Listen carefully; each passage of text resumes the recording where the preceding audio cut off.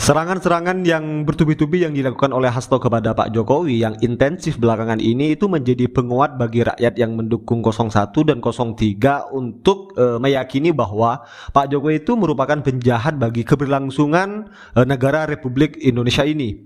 Nah, Hasto yang merupakan pemimpin PDIP itu tidak henti-hentinya menyerang Jokowi bahkan keluarganya.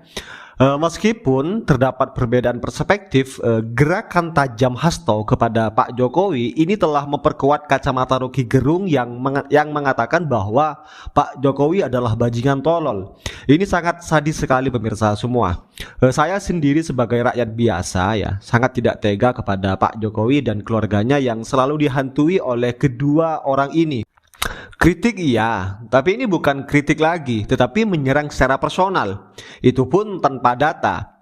Ya cuma retorika lah, sehingga meracuni rakyat untuk tidak percaya lagi kepada negaranya sendiri. Sangat miris sekali.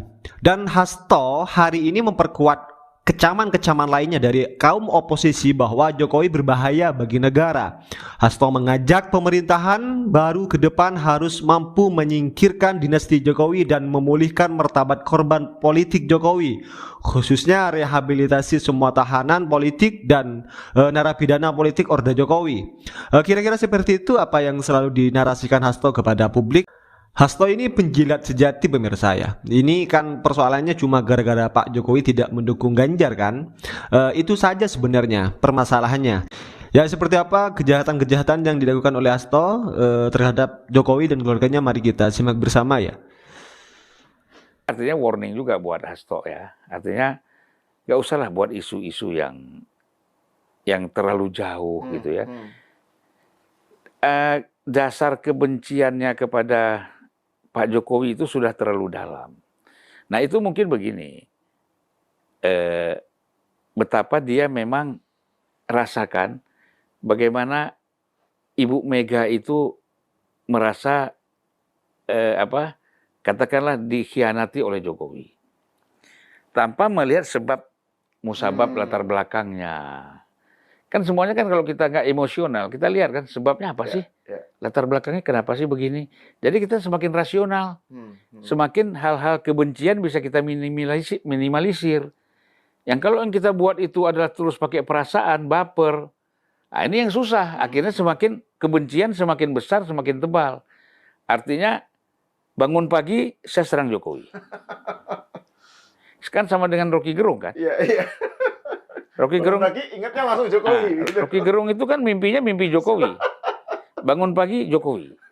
Saya ingat dulu Pak Kwik, Marzuki Usman.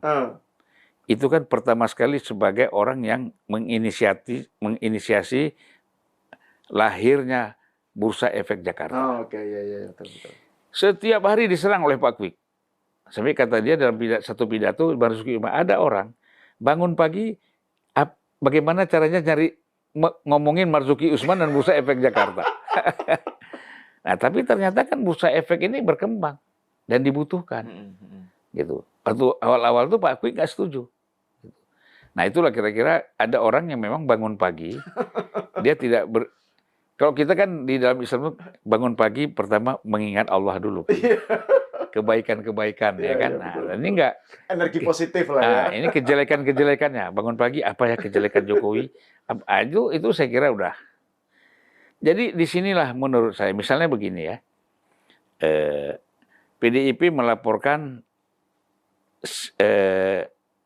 Rocky Gerung ke Bareskrim, Polri, Polda ya. Kemudian itu kan kasusnya karena kasus Jokowi. Tiba-tiba PDIP menarik lagi, ya kan?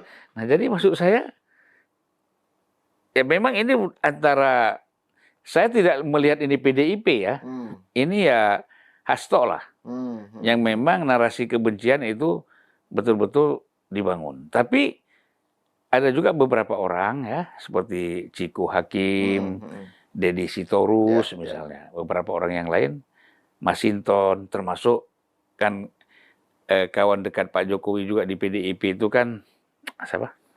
Kok jadi lupa aku. Rambut gondrong siapa? Si ini Adian Napitupulu. Adian, ya. Kok lupa saya Adian Napitupulu misalkan semua itu menyerang. Tapi kan sekarang nampaknya yang terbuka sekali kan Mas Hasto. Mas Hasto. Gitu. Dan Mas Hasto ini kan serangannya menjadi, kalau kita baca dalam kaitannya dengan power game ya, itu menjadi menarik dan penuh dengan banyak menimbulkan pertanyaan ya terkait dengan hubungan PDIP dan Pak Jokowi, karena seberapa jauh sikap Mas Hasto ini mencerminkan sikap PDIP terhadap Jokowi gitu loh. Karena kan juga ada yang bilang itu loh Bang, yang soal bahwa ada dua faksi lah di PDIP. Di PDIP ya. Iya kan, ada faksinya Mas Nanan yang diwakili oleh Mas Hasto yang ofensif, ada faksinya Mbak Puan dan Bambang Pacul yang lebih akomodatif pada Pak Jokowi. Nah itu seberapa jauh ini fenomena apa gitu yang tadi itu agresif kepada Jokowi ini? Kalau dikaitkan dengan soal itu. Ini kan persoalan, kembali lagi persoalan pencapresan Ganjar.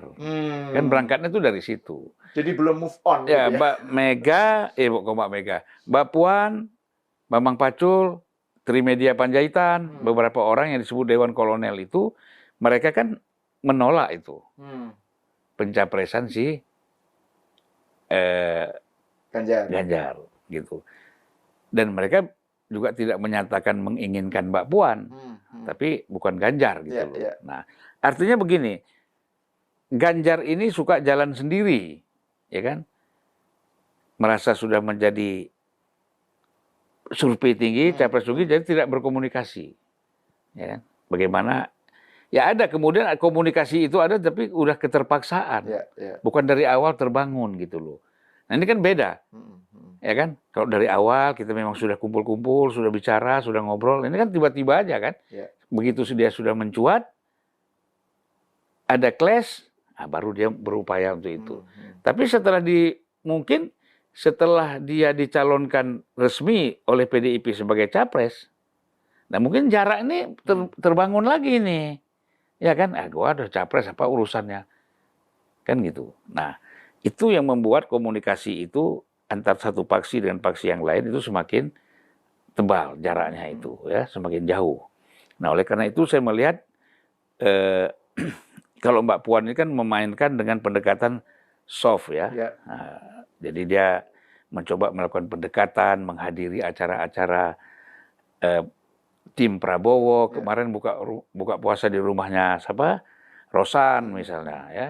Kemudian mungkin dia membuka peluang besar agar Prabowo bisa ketemu Ibu Mega, karena memang tidak ada problem gitu. Wajar saja kan gitu. Nah, jadi di sini kan orang berpikir bagaimana Ibu Mega itu tidak suka betul sama Jokowi. Bahkan ketidaksukaannya melebihi SBY, terhadap SBY. Ya. Tetapi kan orang berpikir bagaimana Jokowi ini, apakah merasa ditinggalkan ketika Prabowo ketemu sama Ibu Mega. Orang kan mengatakan, oh ini kalau ketemu berarti ini Jokowi. Nah itu juga. Nah, tapi menurut saya enggak. Menurut saya biasa. Ini kan orang sudah senior semua, udah paham gitu loh. Nah, kadang-kadang kita ini pengamat, ya, melihat ini terlalu serius gitu loh. Enggak ada. Soalnya kan ada yang gini juga Bang, ada yang bilang pokoknya bagi PDIP, setidaknya elit-elitnya lah, itu mereka nggak ada masalah dengan Prabowo. Tapi pokoknya yang bermasalah itu mereka itu dengan Jokowi. Gitu. Jadi upaya merekatkan dengan Prabowo dan Megawati itu otomatis jarak dengan otomatis Jokowi akan membuat Jokowi teralienasi gitu. Itu kan ada yang membaca seperti itu. Menurut Bang Zulfan itu enggak. Bu Mega juga nggak berpikir seperti itu. Kamu berkawan sama saya, ya silakan berkawan sama yang lain. Nggak ada masalah. Ya artinya kan begitu. P3, oke, kamu PKB, P3 bersama saya. Tapi kamu komunikasi sama SBY silakan aja. Itu kan urusan saya dengan SBY. Ini kan urusan saya dengan Jokowi, bukan urusan kamu dong. Nah, jadi Bu Mega itu kalau hal gitu nggak ada. Pikiran-pikiran jahatnya itu. Ini saya tangkap ya. Kita orang nggak harus tahu. Ibu Megawati itu nggak ada pikiran jahat. Itu betul-betul dia bisa intrik, rekayasa. Itu nggak ada di pikiran. Makanya sering dibohongi oleh orang yang dia percaya. Laksamana bohongi dia. Rini bohongi dia. Ya kan? Banyak lagi orang-orang lain yang dia percaya membohongi dia. Nah, jadi Bu Mega ini karena apa? Karena dia orangnya jujur, Ya, ya. integritasnya tinggi sekali. Ini orang nggak tahu nih Mas. Dipikir Mega ini politician yang rekayasa sana, rekayasa sini. Nggak ada itu di pikiran dia, itu nggak ada. Dia loss saja. Kalau udah percaya, udah percaya. Nggak pernah dia bilang kamu intrik sana, intrik sini, nggak ada. Tapi pada saat yang sama kalau dia Bu Mega misalnya hatinya tergores yang terluka banget gitu, itu susah ini ya. Ya. Susah untuk Ya. kayak misalnya dengan SBY, dengan Jokowi menurut Bang Zulfan Wah, juga berat. agak susah. Ya? Lebih berat dari dengan SBY. Jadi kalau Ibu Mega antara Jokowi dengan SBY lebih berat nih Jokowi ini. Karena dianggap kan orang dalam kan. Orang dalam tuh lebih sakit lagi kan. Nah, dan ini kan di feeding terus supaya semakin tebal itu ketidaksukaan Ibu Mega kepada Jokowi. Tapi kan dia tidak ada rekayasa misalnya. Kamu pura-pura aja nih, kita main dua kaki. Mbak Mega tuh nggak begitu. Saya tahu betul, aduh. Ini kalau orang tahu ya, saya komunikasi sama dia boleh dibilang 7 tahun. Ya kan? Dari tahun 96, 96, efektifnya ya, sampai 2004 kan. Dan pengertian komunikasi itu adalah betul-betul intens. Jadi apa? Inner circle ya, Bang Zulfan ya. Saya tidak pernah ditunjuk oleh Ibu Mega sebagai juru bicara ketua umum PDIP. Tetapi setelah saya terus banyak ngomong, itu kan selalu orang bilang, tanya Zulfan aja. Akhirnya kan begitu. Wah, ini berarti jubirnya Zulfan gitu kan.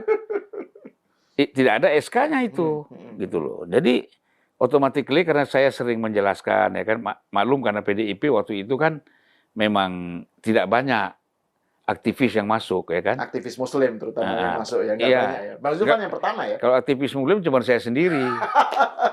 Ya, saya dituduh PKI lah, Marhen lah oleh kawan-kawan itu kan, murtad segala macam. Tapi buat saya kan, kenapa saya masuk PDIP? Satu-satunya tokoh yang memang tidak disukai oleh Orde Baru. Antitesisnya kan.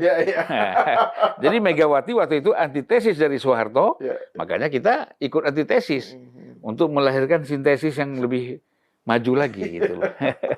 Ini kalau ada orang tema istilah antitesis itu identiknya dengan Bang Zulfan karena kan ramenya soal antitesis terutama terkait Anies kan Bang Zulfan. Padahal orang udah tapi lupa. Kalau ini Bang Zulfan ini Oke, saya rasa cukup ya terkait dengan penjelasan ini. Ya seperti apa komentar kalian, tulis di kolom komentar. Dan jangan lupa tekan tombol subscribe-nya juga biar kalian tidak ketinggalan informasi-informasi terbaru dari channel ini. Dan salam demokrasi.